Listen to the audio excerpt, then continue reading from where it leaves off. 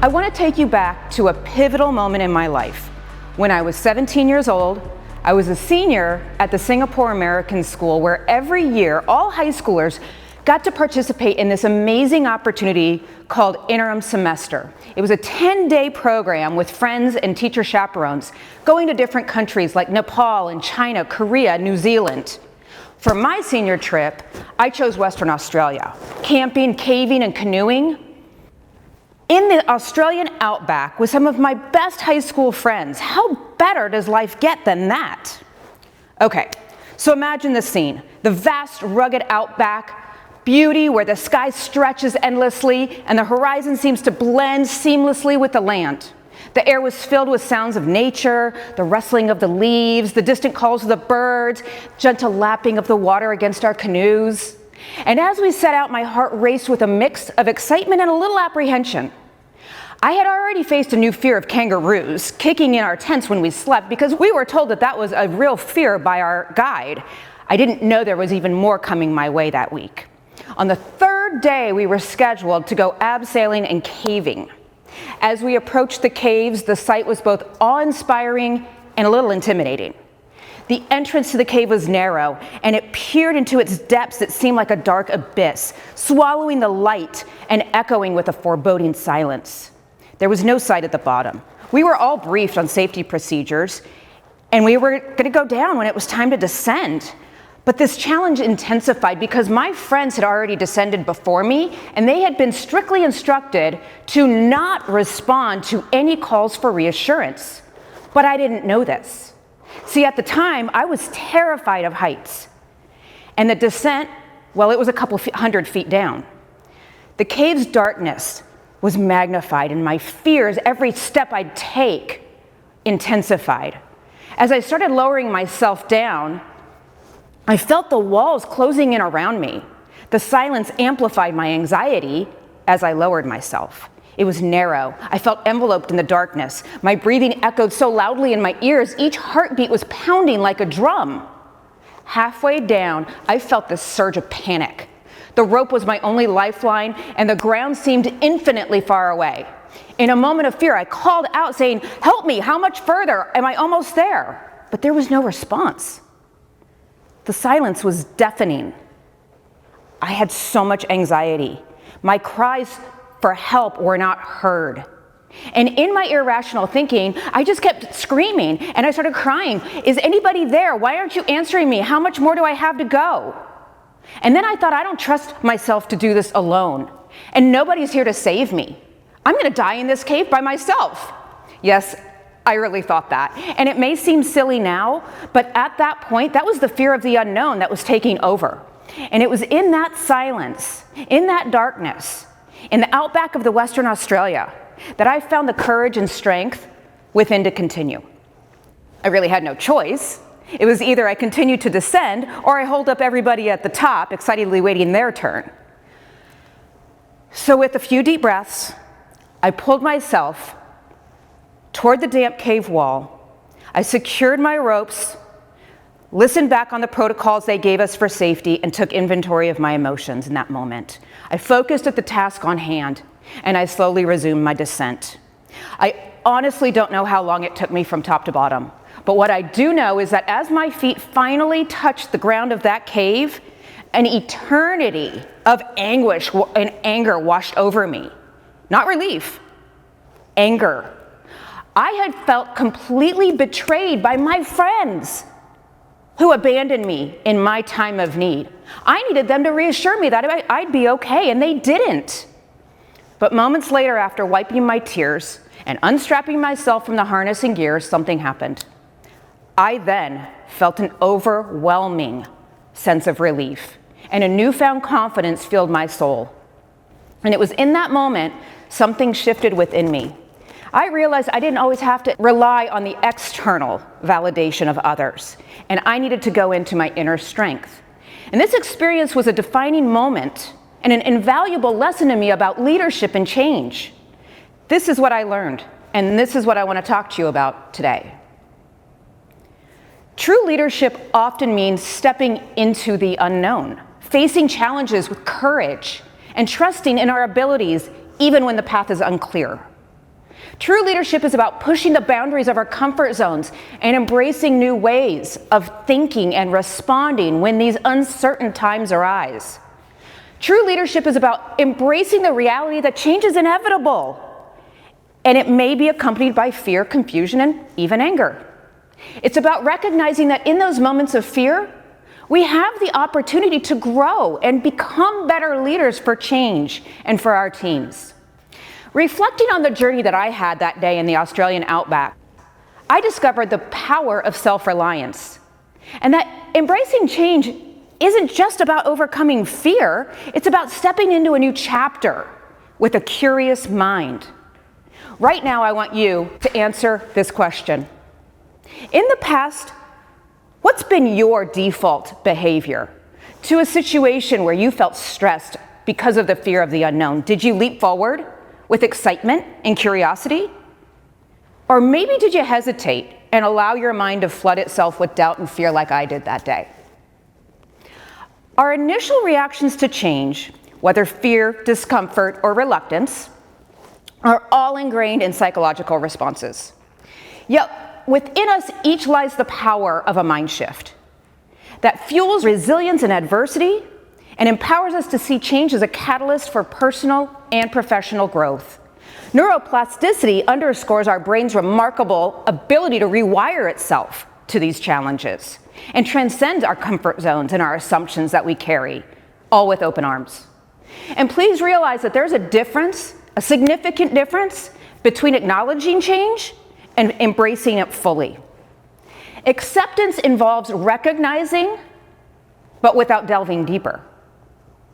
In contrast, embracing change requires a proactive approach, intentional approach to transformation. It's about enthusiastically embracing adaptation, seizing those opportunities for both your professional and personal growth. And I'm here to challenge you to embrace that change. Because when we truly embrace change, it feels like turning the page to a new chapter in our lives with excitement and anticipation tempered by a little touch of vulnerability, and that's good. It entails us challenging old patterns, breaking through comfort zones. Embracing change demands courage from you, a spirit of adventure to navigate through new pathways. I was so angry when I reached the bottom of that cave, which was not a great feeling. But it was a necessary feeling because it was a catalyst for a mind shift for me. That experienced guide knew exactly what he was doing that day.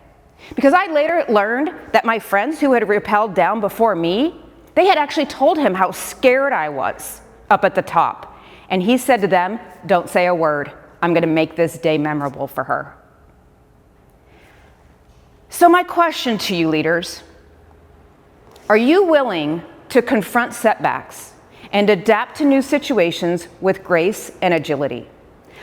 Can you embrace the ambiguity that will always exist during changes that go on around you? It requires more than just survival. Change is a strategic approach about fortitude and emotional intelligence.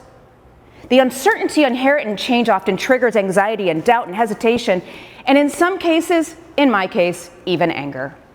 However, it also gives us grace and courage when we can weather those challenges.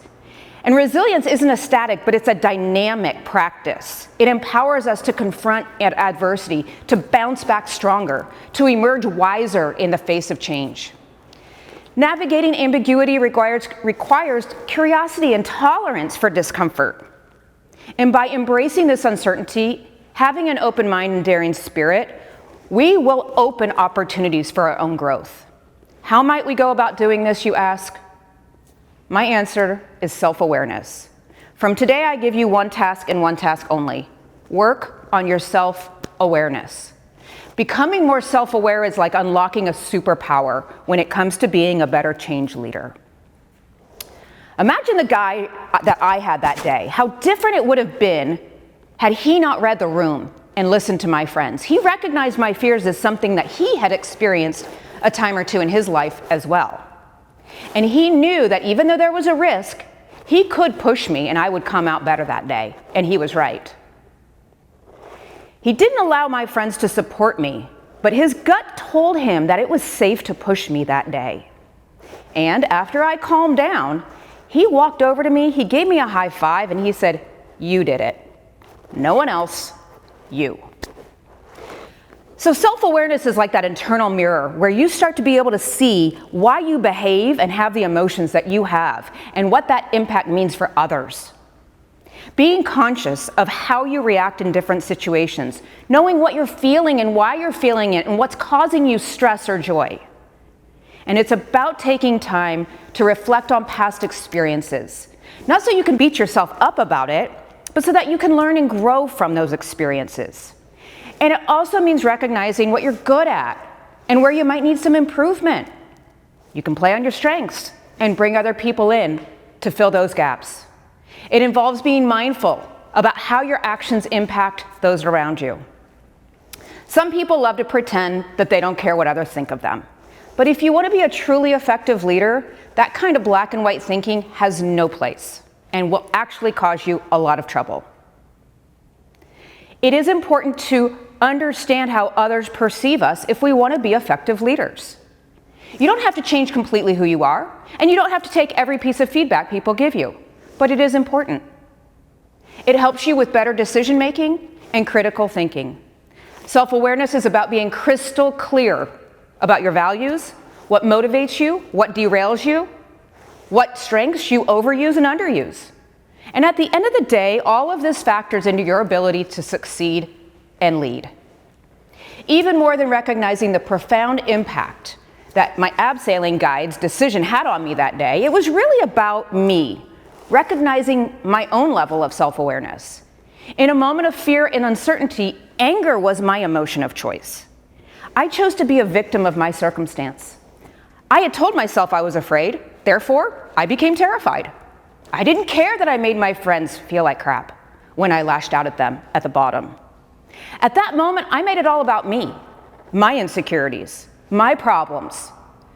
And that is not a mindset in which you can lead from. You cannot be an effective change leader when you make it all about you.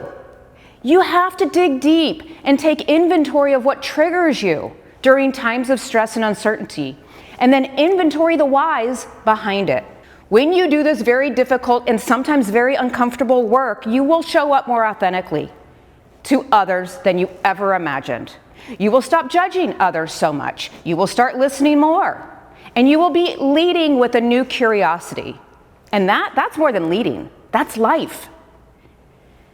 You also need to sustain the success. It doesn't matter if it's new product rollout, a new employee expectation or competency. We transition from a current state to a desired state all the time, however we get there.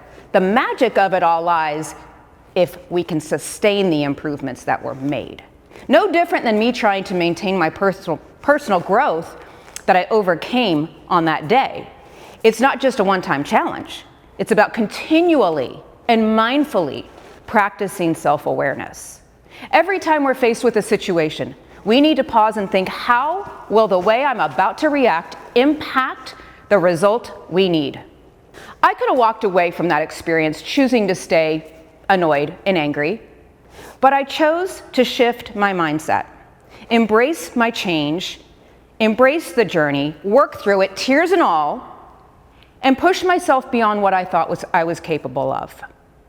Again, experiences are not a one-time event. They're about committing to new ways and new ways of thinking. And it's your choice. It's your choice, all your choice on how you react. At the bottom, I was actually met with hugs after they realized I wasn't going to punch someone. My friends saw my frustration. They saw my tears. But they also celebrated with me, knowing what that guide had done for me that day. And I say this because the recognition of any win is a win for everyone. Positive reinforcement motivates people to stay committed to their journey, no matter how difficult. And let's acknowledge the fact that I didn't get a trophy that day. I didn't get a monetary reward either. What I got were high fives and a newfound sense of self. Because positive reinforcement, it triggers the release of not just dopamine, serotonin, oxytocin, endorphins, adrenaline. Well, you don't need to dish out gift cards to get people to go along with an organizational change. You just need to be genuine and supportive. Listen be empathetic. Change is inevitable. Self-awareness is an action verb. Embrace the challenges that you and your teams faced. Trust in your own resilience and continue to push yourself to be a little better every day. I challenge you to all go find your own caves, secure your ropes, go slowly. And it's okay if no one tells you it's okay. You're going to continue to descend. Your feet will touch the ground, and the earth below them will be more solid as a result of you not giving up. Thank you.